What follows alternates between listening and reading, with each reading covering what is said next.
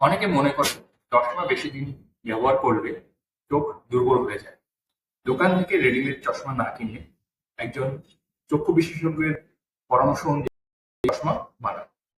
চশমা ব্যবহারের পরে যদি মাথা ব্যথা, জ্বালা বা ঝামেলা দেখা যায় তাহলে তাৎক্ষণিক পাওয়ারটা নেই।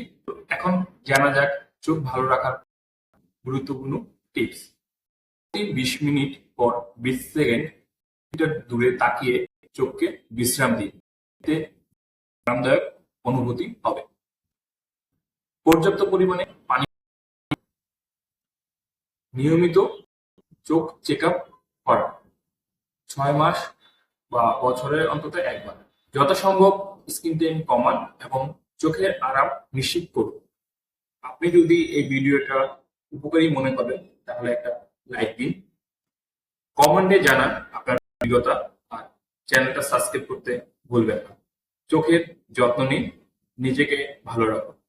দেখা হবে আবার অন্য কোনো এক ভিডিওতে। আশা করি এ পর্যন্ত সবাই সুস্থ এবং ভালো থাকবেন।